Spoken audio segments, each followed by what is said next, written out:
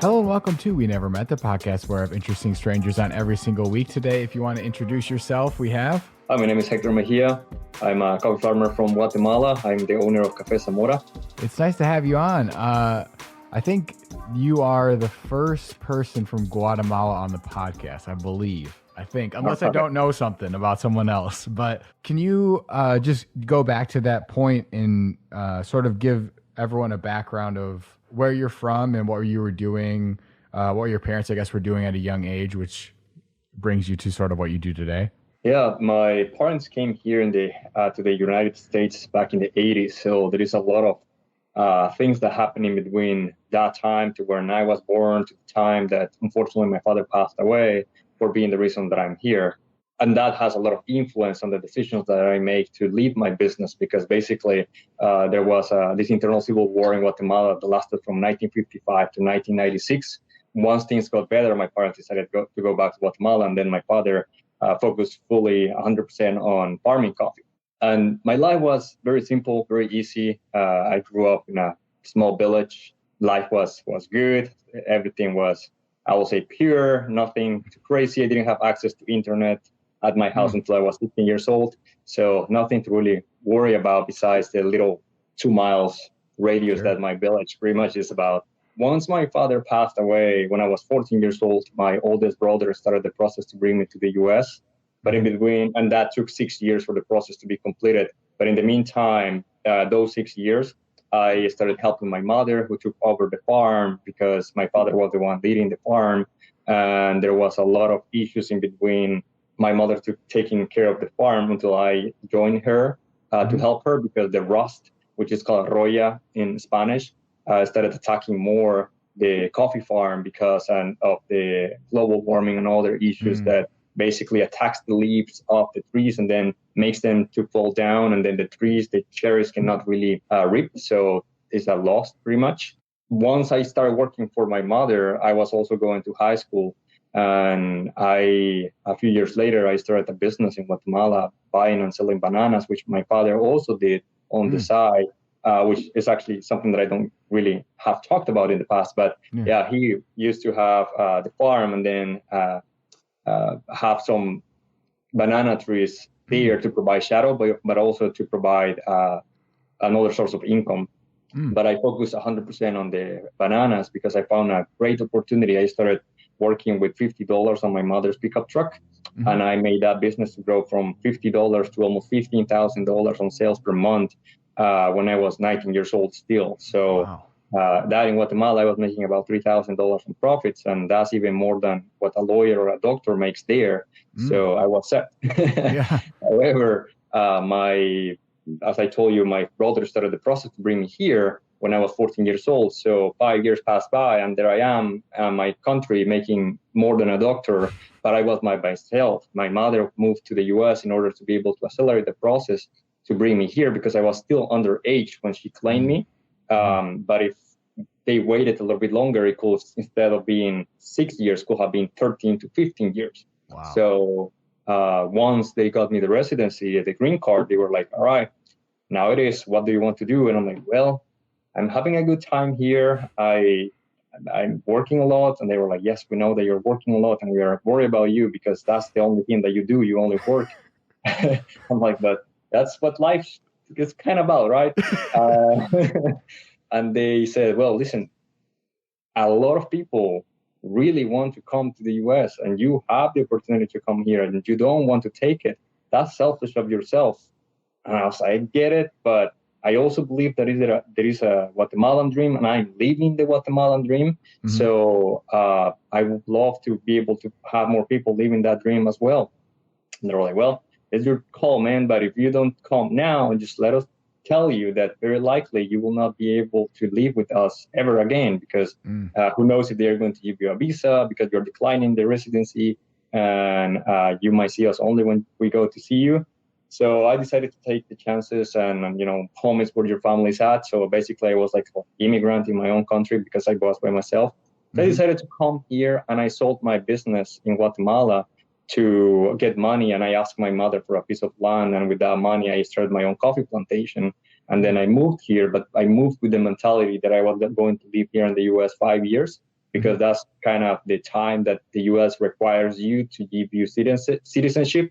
So this kind of sounds crazy, but you need to live 5 years in the US in order to liberate yourself from the US to be able to go back to your country with no problems. Wow. So I was like, all right, I'll do that. I'll go there. I'll live 5 years and then probably work, get back to Guatemala, keep working on the Guatemalan dream, and hopefully have more people getting that, getting to know how we can make that happen here. But once I was here and I was with my family, I had a different perspective of what it was like to be here, because I was lucky, and I actually talk a lot about this, that I feel very blessed that I was lucky to move to Portland instead of any other city in the US, because I felt like home. I feel that it's a very welcoming place. There is still a lot of lack of diversity, but people are very aware of that. So that's creating a good soil that is being fertilized by the desire of people to really do meaningful changes. And I feel proud to be part of those changes now. And I decided that I wanted to explore a little bit more. So I didn't know any English besides, hey, how are you, at the beginning. Sure. And that was 7 years ago. So I went to PCC to learn English. I bought a $15 used bicycle, which is at the time, even now, is the best investment that I have ever done. And with that bicycle, I went to cook hamburgers to make a living, to PCC to study English. Then I was able to get a car. With that, I got a better job. And then things started kind of moving along a little bit, but I was just living my life for me. And, I could have kept that way and just focus on having a regular life, keep going to college, and probably just live a comfortable life, I guess. But I didn't like the way that the classes were being taught. I was studying businesses. And there was one phrase that caught me, and I was like, this cannot be like that. One of my teachers for finances said, or economics said, that in order for someone to be better off, someone else has to be worse off. And that's like the basic of this capitalist system that we live in. And I'm like, all right, this doesn't quite sound right. And probably was just one little thing of the entire world of finances, but I just focused on that one, and I was like, yeah, this is not possible. I want to prove that there is a better way to do business. And that's why all my nowadays business, I state that placing people first is our way to go, and that we want to prove that can be a sustainable business. And it's happening. So I was driving for Lyft and Uber when I met one person who helped me to start bringing my coffee to the US. And long story short, I realized that I could do way better to focus on coffee, not only for myself, but also to understand better how the industry worked. Also knowing that my father at some point wanted, and was his dream, to eliminate the middleman in between coffee farmers and roasters. So I saw myself with a huge opportunity that I didn't see when I was offered to come here, that it was basically becoming the person that my father wanted to find. But instead of being for my father, I could become the person that my father, in this case, all the farmers in my village, can have as someone to provide them that more than direct trade, provide them an inclusion in the industry. And I decided that instead of having those 5 years that I told you earlier, I was going to set up myself 15 years to accomplish that. 5 years to start bringing the coffee to the US, 5 years to start roasting coffee in the US, and then 5 years to open up a coffee shop to engage better with the community and start selling that more directly. That happened in less than 5 years all overall. But it was also because of my driving through Lyft and Uber that I met another passenger who helped me told me that there was an opportunity at his place, that all the equipment of a old coffee shop was there. And if I wanted to take over, that was something that he was willing to help me out with. But I didn't know anything about coffee, at least in the culture here. I know how to farm. I know everything that goes previous to the exportation part of the coffee, but I have been, and even nowadays, I still have been only like probably 5 to 6 coffee shops in my entire US time. So I wasn't really familiar with what a US coffee culture was like. And I didn't know anything about these fancy drinks. I had my first cappuccino when I was 18 years old, and that was once. And I never had another one until I was here in the US. So it was interesting for me to now have an opportunity, but I was undecided. I was going to say no, but because of that, plan that I had. I was like, you know what, I'm going to go to Guatemala. I'm going to go to school there, study how to be a barista, and then come back, and hopefully everything works out well. And that's how I ended up opening up my coffee shop. Yeah, I mean, it's incredible what you've done. And so was your dad always in the coffee industry, or was he doing other things before the coffee farm that he had? So he actually started working when he was 12 years old. And this is one of the biggest motivations for me to focus on education, because he was going to school without shoes. So there is no excuse. Wow. And I want to improve people's lives and actually provide them a better way to go to school, because unfortunately nowadays that's still happening. Yeah. Maybe not without shoes, but definitely with a lot of challenges. But he started working when he was 12 years old to help his family. They were 12 siblings together, plus mother and father, so 14 people. He was working for someone else at a coffee farm. And then he moved to the capital city and started working as a security ward in a bank. But he met my mother, and my mother was the one who wasn't really into living in Guatemala anymore, mainly because of all the violence and crime and war-related things. And she migrated here, and he followed her because he really loved her. And he got tired, to be honest, of living here in the U.S. because he was working 17 hours or so. And that's why also my family was very upset at me working that much, because that's what my father was doing too. And unfortunately, being so focused on work didn't let him take care of himself. And eventually that just accumulated, and that resulted in cancer. And that's what ended up taking his life. He was 49 years old, so still a lot of things for him to do. But once he was back in Guatemala with the money that he made here, he bought his pieces of land, and little by little started buying some more. I mean, I'm so sorry to hear about your dad. That's really terrible. But so with all of this knowledge that you had from, I guess, being on a coffee farm itself, were there things that were happening there? Like, did you notice anything? Because now it's very apparent how coffee roasters and distributors are, and there's a lot of like words to confuse people on purpose, and they take advantage of a lot of situations. So did you feel or see any of that when you were in Guatemala, like working on the farm? Like, did you see it from that perspective too? So one of the things that and it's still happening a lot, is that we get a lot of promises. We get a lot of this, and now I understand better, marketing strategies that people use to say, we're going to do this, we're going to do that, we're going to do that. And the intentions are good, but the reality is that in order to be able to really accomplish things like that, that all these people are promoting about giving better prices, having better incentives for farmers, getting them involved with the industry and so on, it requires volume and have established and consistent market. The problem is that most of the people that were coming were either way too related to corporates, in which they have to manage margins for them to be profitable, and also a lot of middlemen. So the middlemen were just selling these campaigns of advertisement. And during that time, besides 2013, if I'm not wrong, we didn't see good prices.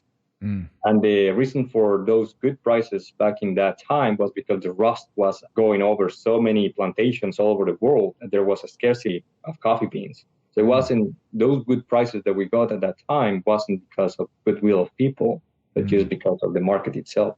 So when you started, I guess, developing and working on your business plans in the coffee industry, can you talk a little bit about, I guess, the status of the coffee industry right now from like a perspective of, smaller farms and smaller distributors, and how it can be a really big struggle to just make ends meet because you don't produce the volume that they want? Yeah, and this is one of the most difficult things that I have found that people don't really understand here. Yeah. That, for instance, and I will try to focus on my village because that's where I have most of the knowledge from. We cannot do direct deals with people because of volume. We don't have the structure or the infrastructure to be able to export individually. So we rely a lot on middlemen that sells to another middleman, that sells to another middleman. So there is already two middlemen that are taking this product to be able to join the volume in order to be able to either sell to corporations or that are selling as a fair or direct freight, but using their bigger farms to sell as a direct freight, but and then buying all these smaller ones, such as people from my village that are just an extra for them.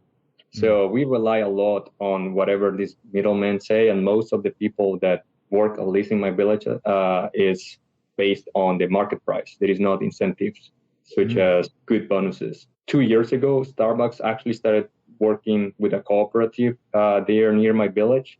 They give about 20 quetzales extra on bonus. And that, to give you an idea, it's about $2.7 for 100 pounds of cherry beans. So yeah, we're talking about less than pennies here.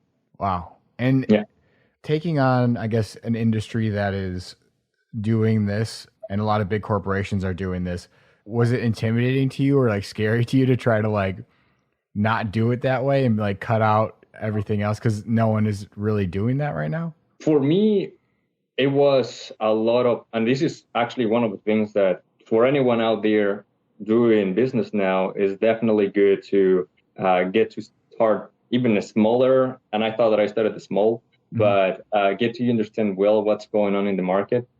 Because for me, I thought, well, I have a good story, I have a product, and I can just go ahead and start selling the coffee directly to people. Yeah. But I thought that was it, that I had everything needed to be able to have a good business here. And I haven't changed anything of what I thought at the time that I had to what I have now. But the problem is that it requires a lot of marketing, share a lot of the story on so many different platforms, and be able to create a name to actually get people's attention. Because I find that every day I get to know more about different either farmers or roasters that are from origin, that they are working directly as we are doing, but there is no clarity or a real clear path of where they are going with their business. And I think that people are so confused by all this of what you said, using words to distract you or confuse you, that personally I wasn't aware of. So not being aware of what the industry was doing was the biggest challenge. Honestly, I didn't even think that it was going to be a challenge for me to get into the market because I wasn't even thinking about those factors. Yeah. And it for people that don't know, because this is very educational for me as well, like when people in the industry, or you see it on packages all the time, like fair trade, like words like that, what does that actually even mean? Like, what is the context behind those words? I have been doing more research about, because keeping the example of my village, we never got certification for fair trade. We never really got someone that was there saying, oh, we are a fair trade company that is going to be working with you. We always rely on the middlemen. So one of the things that I have found, at least more often than I would like to see, is that those type of labels are well used with wealthy farmers. And there is a couple of questions that you asked me that I'm really interested in being able to share. But it's just pretty much people that can get to move volume to get these extra bonuses or prices that this label is saying that they do. And don't take me wrong, I think that the idea, when it was originated, was good. But how the market is so manipulative, this just became another, on my personal take, nonsense label that just tells you that they are doing something that in reality isn't happening.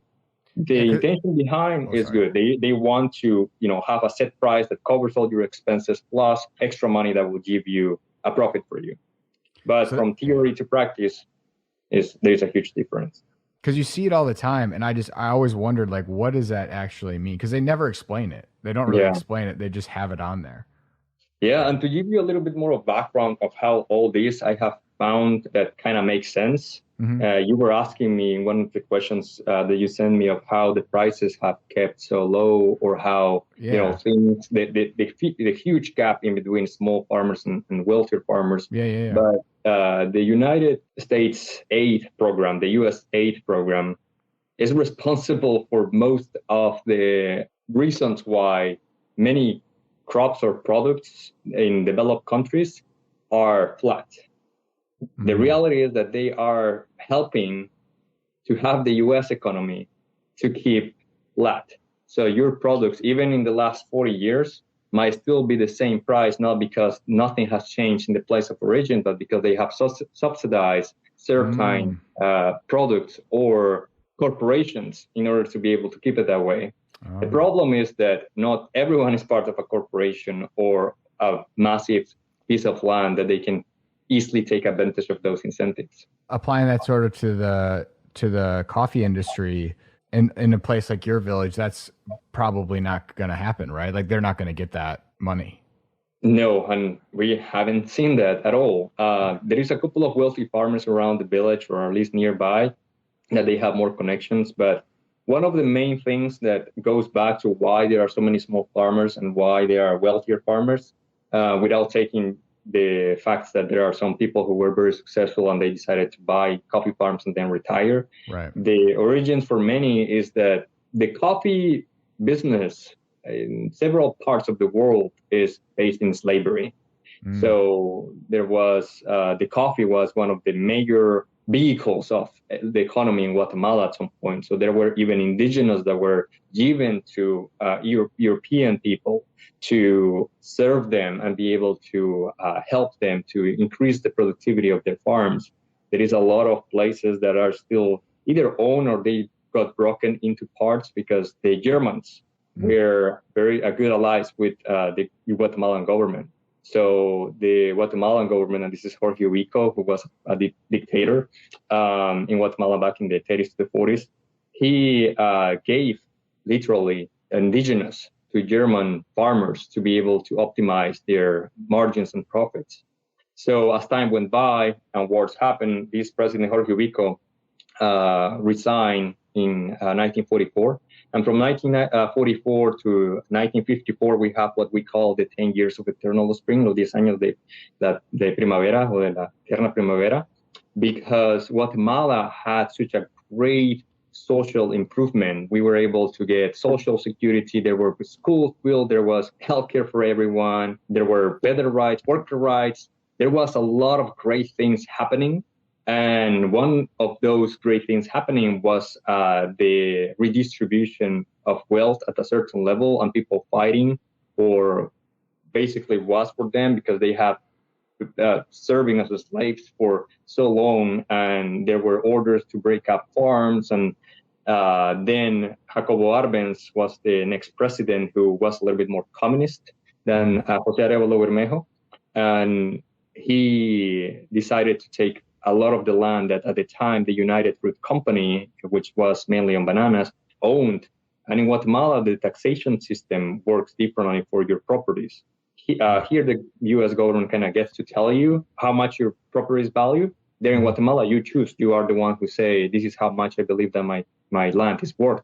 So the United Fruit Company had hundreds of thousands of acres declared that were valued like $1.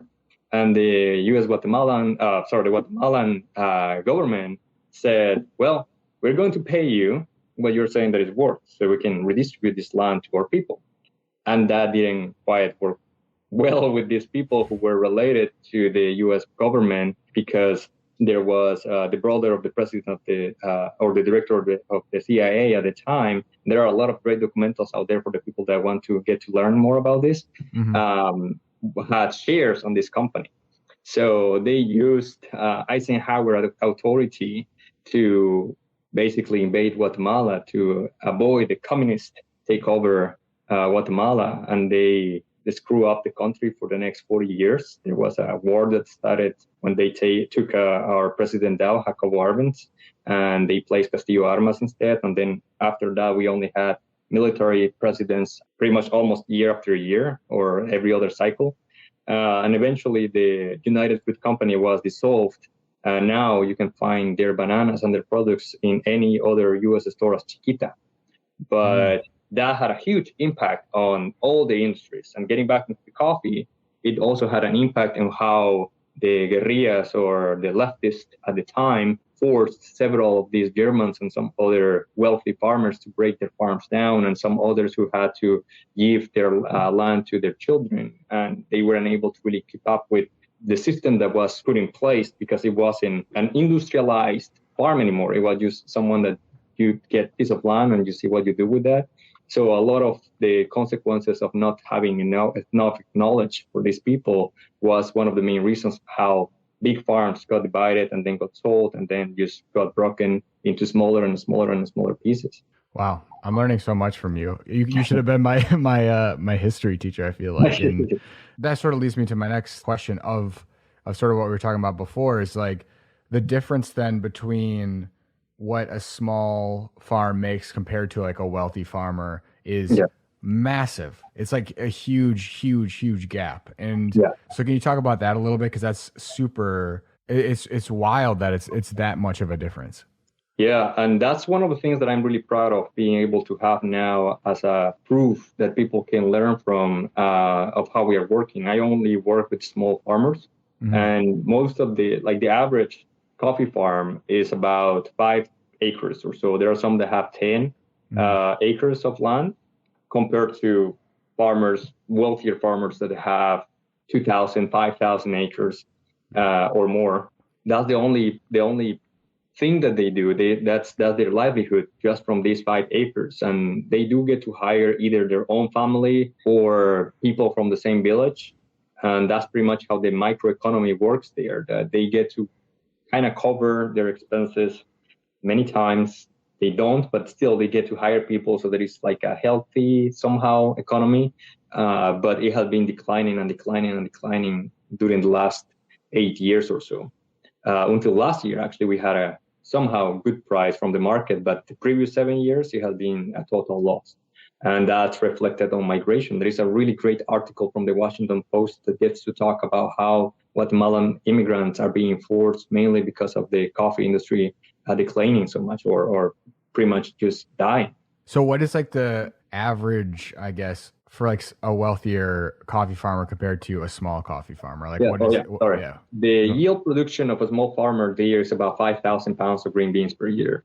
Compared to a wealthier farmer, that can be anywhere from 200,000 to 500,000 pounds of green beans per year. Yeah. Wow. On like the smaller farms that you are working with, is it all of the farms from the village that you are from, or did you have to like pick certain farms? Because is there a lot of farms there? Yeah, no worries. I got you here. And actually, that's a great question, because that's one of the things that I'm really lucky to have there in my village. We only mainly produce coffee, and there are thousands of families that rely 100% on coffee around there. So there is a lot of coffee where to get it from.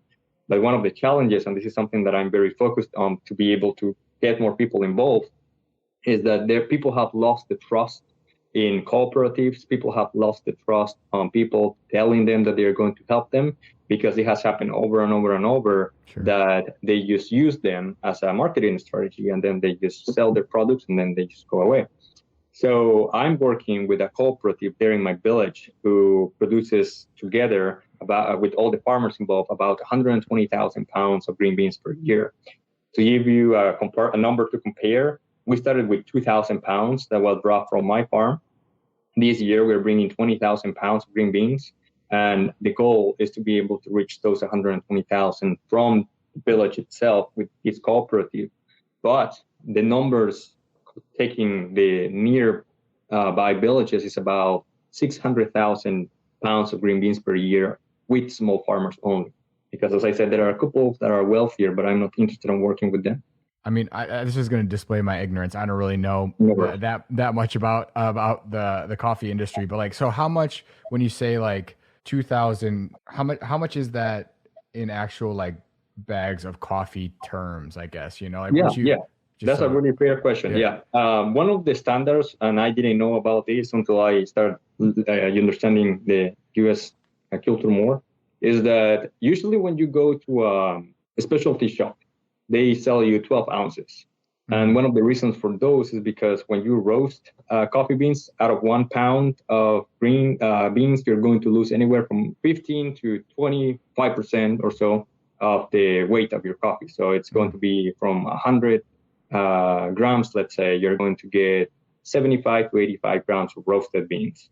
So people kind of make that calculation or take that calculation, and they, for each pound of green beans, you're going to get one bag of 12 ounces. So 2,000 pounds of green beans will be almost about 2,000 bags of 12 ounces of roasted coffee. Wow. Yeah, that's good to know. I mean, for my own knowledge, I think with the smaller coffee farms that you're working with, I also saw that you also are working in integrating educational programs too. Yeah. Back in Guatemala, in your village specifically, right? Is that the case? Yeah. So I and this year, out of these 20,000 pounds that we're bringing, I already put aside 50 cents of US dollar that I'm going to have for a budget that I want to build by the next cycle to reinvest into the community, which will be roughly $10,000. And I want to have that as a statement for hopefully more people to join in, but for our own consistency and growth of business, to have it year after year after year after year repeating. So whatever quantity we get to make, those 50 cents are going to be their place, not to give directly to the farmers to pay them more, because we already have a budget that we are paying them more, and they are aware of where we are going from here. And then there are bonuses that we are giving them. So whatever happens in between that extra money plus the bonuses that we are giving, those 50 cents, that comes out of my pocket. And I want to keep it like that, because I really want to be able to prove that, as I said, placing people first can be a sustainable, profitable business model. So if we get those 120,000 pounds sold from the village, $60,000 will go back to the village to be able to be reinvested. But getting back to your question, right now we have educational programs for the children of the farmers mainly, to understand better the cupping, the notes of the coffee, what the people expect from their coffee here in the US or other markets as well, to be able to improve what they are working with. Because, if they don't have any sort of financial incentive, they are not going to improve their coffee. But if they don't improve the coffee, they cannot get more money. So they are trapped in this cycle in which they just get worse prices, and then eventually just worse coffee, and then worse prices, worse coffee. So I want to reverse that. And at the beginning was really, really hard, because no one kind of understood why I was doing what I was doing. But now that there is already a educational program in place running, plus now more money coming in, people are like, all right, let's do it. And instead of just telling them, this is what we are going to do, it's like, this is how we are actually doing it. Yeah. No, that's really great. And this just popped in my head because I'm curious, and I don't know if you know this off the back of your just in your mind, but how much is as far as the entire country of Guatemala, like how much of it is the coffee industry, like as far as what they produce and as far as their economy there? Guatemala as a country produces about 600 million of pounds of green beans. Is that the top industry there? Is there anything it used above? To be. I think that now coffee is the 5th or so. Okay. Yeah, because it seems like, I mean, even not from just talking to you, but going around, it seems like it's a very popular place with coffee beans. You see, Guatemalan coffee all over the place. So I was just curious if it was still the top industry. Yeah, and that's also one of the reasons why I'm so focused on being exclusive from Guatemala, besides the fact that I'm from Guatemala, is that there is so much potential there. And I would love to be able to help other places, because I get to have people who are like, hey, I'm from this other country, and I would love to be able for you to sell my coffee. But I just kind of go straight forward and tell them where we are at, why we are working the way that we are working. And that's mainly because we want to create an impact in our small villages, and hopefully more people get to join, and then they can replicate that. Or if there's already happening, we can join that movement to prove that it's not just one. But one of the things that I do now is that whenever someone approaches to me, I give them all the information and knowledge that I have to kind of guide them what they can do to do that themselves.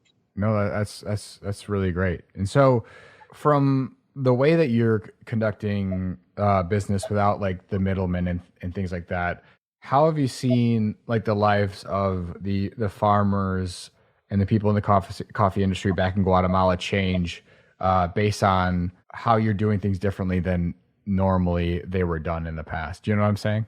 Yeah. Yeah. One of the things here is that with coffee, it's a long-term project. And that's now I believe that that's one of the main reasons why whoever has come in the past with good intentions, once they realize all the commitment and the time that will require to change that, they just decide to go for the next project. Because it might require a whole generation to change and shift things from where we are at now. And some other places, though, I have seen that they are doing it. And that's great. However, I saw that no one was going to do it for us. And at the time being, no one has come to our village to try to do that. So it's good that now we have this market and people are also seeing that it's happening. So I have a huge amount of people who are interested in participating, but I'm keeping things very what the reality is, letting them know that this is a long-term project, that it has to be a hand by hand by the production, with the quality, with the market that we are working here. So in order for us to be able to increase the impact and have more people involved in the way that they farm, we first need to find more venues where to sell to move more volume. But in the very micro way that I can tell you that I have seen already the changes on people that are working with us is that they now have not only hope, but more motivation to do things better and do more research themselves. That's one of the most rewarding things, to see people actually interested in educating themselves and being part of the different processes that need to be done in order to be able to improve this. So basically, you understanding, as I was telling you before, that this is an industry that needs to be treated as an industry. Because in the past, a lot of the people who were given land or who were getting into coffee, they saw it as a hobby, or the ones that were buying. But the ones that were given that, they were just like, all right, I guess that this is what I am going to do. So there was never a real understanding of the finances behind what is to have a business. And into the educational programs that I'm implementing and that I have money placed for these coming years, financial education is one of the bigger ones. I'm glad there's people in the world like you, for sure, Thank you. because it's definitely a great thing. So I'm interested, like when you started like roasting the beans and like marketing yourself and your brand, and then creating like the cafe, like coming to the US, like pretty much only knowing your family. How did you go about like trying to like market your product? Because I feel like going somewhere is already tough, and then also being like, I'm starting a new business and everyone, I'm trying to get everyone to know about it. So how did you go out and market the brand and market the coffee? So here is one of the toughest things that I really grateful that I was able to come out in a very good position. As I was saying with the Lyft ride, that I got the opportunity to open up the shop and that I decided to go for it, I was failing horribly. I didn't really know what I was doing, because as I said, I just wanted to say, hey, I'm a coffee farmer who farms its own coffee, do all the process and sells the beans directly. But everything else related to marketing, awareness, and engagement with the community, and so on, I didn't even have a clue of what that meant and how to do it. So before the pandemic, about January of 2020, we were almost $100,000, or I was about $100,000 in debt. Oh, wow. Yeah, I was making half of what I needed to keep the business going. So I wasn't even getting break even for the first 7 months. Once we understood that we could make out of our little shop a destination, create community, be able to engage better, and diversify our offerings to attract more people, boom, the pandemic happened. So all those ideas just got left behind. And I was told from several people to just go bankrupt, because it didn't make any sense to keep this business. I had a day that I sold $16 being open all day long, and I had $100,000 on my shoulders that I had to pay. So like, to not even think about it, just do it. Don't feel bad. A lot of people are doing it, but I was very lucky that previous to that, I had gotten more immersed of what I needed to be able to have that engagement. And I reached out to local newspaper who gave me grants because of COVID. And because of those grants, I was able to advertise my products better. I also got to understand that there was no difference in between how we work in Guatemala on how people work here, that the goodwill, it has no language. So even though we were so immersed in depth, I had tamales. We made the tamales with banana leaves, so it got kind of confused in my mind. But we were selling Guatemalan tamales that are made with little banana leaves, and we were not going to sell them. So that day that I made only $16, I decided that I was going to donate them for each tamal that we were going to be selling. And someone came and said that they were willing to just buy them so we can donate them to someone else. I created a GoFundMe campaign for 120 tamales, and we ended up donating 1,200 tamales in April of last year.